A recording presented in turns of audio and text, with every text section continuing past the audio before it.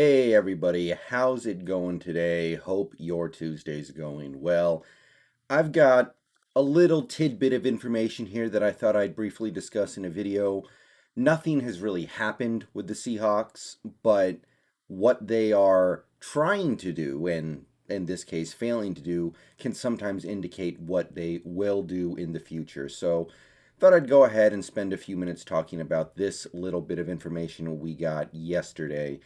Um, Giovani Bernard, formerly of the Bengals, decided to sign with the Tampa Bay Buccaneers. And of course, obviously, that normally wouldn't mean anything to us, right? I mean, Giovani Bernard is probably going to be their third string running back. If he makes the team at all, he's a 30-year-old running back who hasn't been very productive in quite some time. However, one thing that's interesting here is that one of the teams that pursued Giovani Bernard before he signed with the Buccaneers was the Seattle Seahawks. Before running back Giovani Bernard reached a deal with the Tampa Bay Buccaneers, he was also pursued by the San Francisco 49ers and Seattle Seahawks, according to Jenna Lane of ESPN.com. Now, I did a little bit of research into this, and my findings indicated that Pete Carroll and Russell Wilson both tried to contact Bernard, both tried to lure him over to Seattle. Didn't work out, but it seemed like both the head coach and the player were very interested in that. So, if you take a look at Giovani Bernard's last 3 seasons on the Bengals, you'll see one of the least effective running backs in the league. He's played in almost every game, and he's carried the ball over 225 times. And he's got a yard per carry average of about 3.4, 3.5, and 6 touchdowns.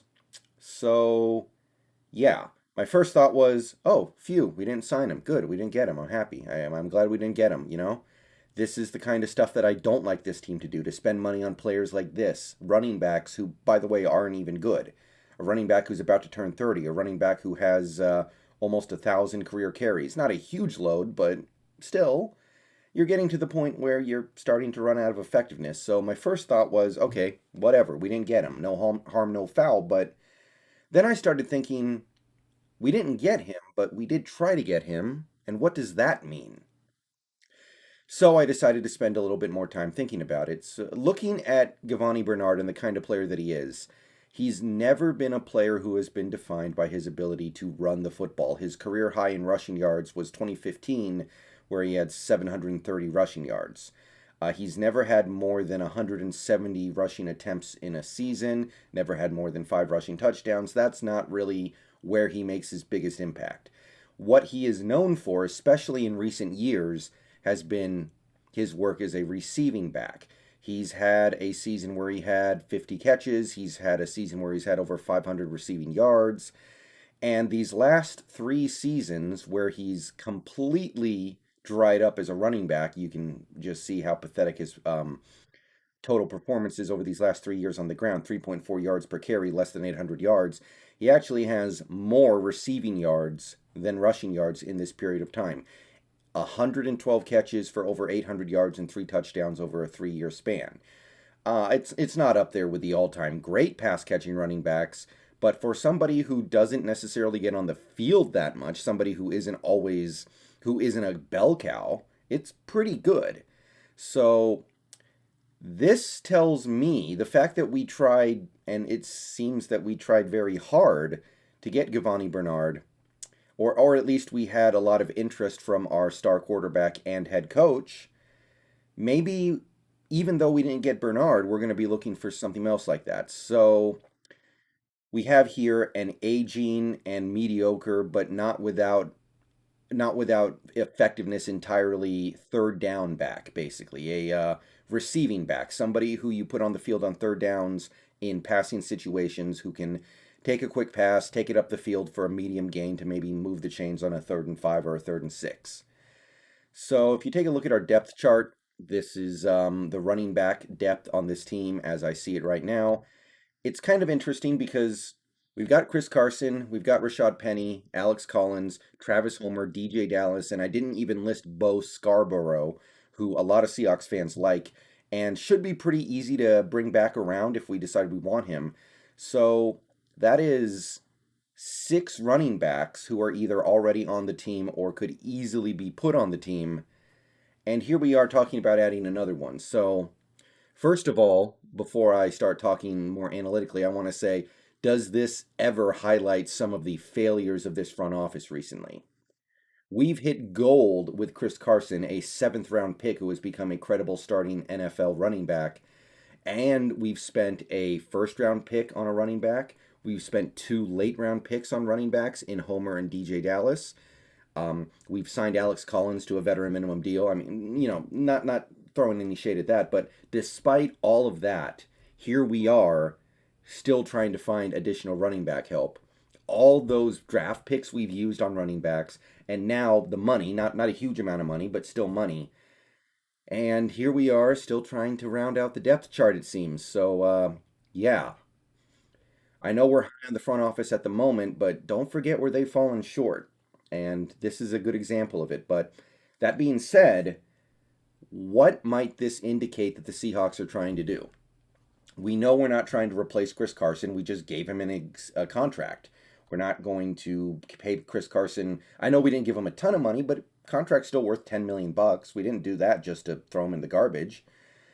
We know that Rashad Penny is talented but can't stay healthy.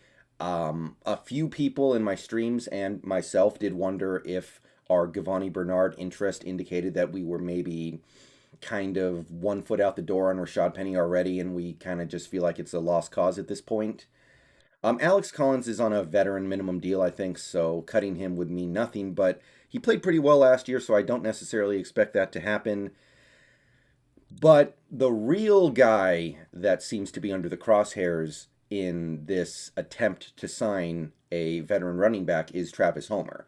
Because as we just went over, Giovani Bernard is a receiving back. He is a third down back. And last year, our third down back was very clearly Travis Homer. It was Homer on the field for a lot of those third and longs. It was him who we trusted to be an effective pass blocker on a lot of crucial downs. It was him who we would give a lot of those give up plays to on 3rd and 20 where we just wanted to get off the field and punt. So looks like this team might be looking at Travis Homer and saying, let's get better. Let's get a better third down back, because we know Carson can't be the third down back. Even if Penny has a good season, he's probably not the third down back because he has like 15 career receptions. It's not really his game. Alex Collins has never been a great receiving threat. And yeah, there's Travis Homer is looking like he may end up being the odd man out. And I've discussed in the past the possibility of Travis Homer maybe being a good fit for Waldron's offense because of his skill set, but this interest in Giovani Bernard and the attempt to sign him indicates to me that we're looking for the opportunity to push Homer off the depth chart and find another third down running back. And if we cannot find one in free agency, like Giovani Bernard, then I am now starting to think we may be placing a higher priority on this than I thought, and we may be looking to draft one. So I will discuss running backs in this draft in the near future, but I wasn't really chomping at the bit to spend one of our precious draft picks on another running back, something we have done more than enough of lately. But the Giovani Bernard thing kind of makes me think that we're not liking what we have at third down back right now. Homer, DJ Dallas, if you want to include him, I'm not a fan of what I've seen so far, and it seems like the team isn't too optimistic on it either. And Bo Scarborough's probably not in the conversation either. So looks like third down running back is back on the menu. We're looking for a receiving back, somebody who can be on the field for those third and mediums, third and longs. Who's it going to be?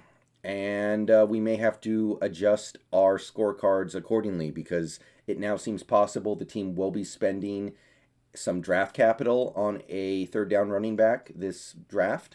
It may come in the form of a free agent signing, but looks like Homer is heading out the door. I'm not surprised. I'm a little disappointed because I thought Homer might be a good fit for this offense, but I also recognize he's not that good, and sometimes you just can't overcome not being that good. All right, what do you guys think? Who do you want? Do you think Homer could be a good fit in this offense? What do you make of all this? You let me know in the comments. I'm out of here. Peace out. Go Hawks. Another video later today. See you guys in stream later. And yeah, see y'all later.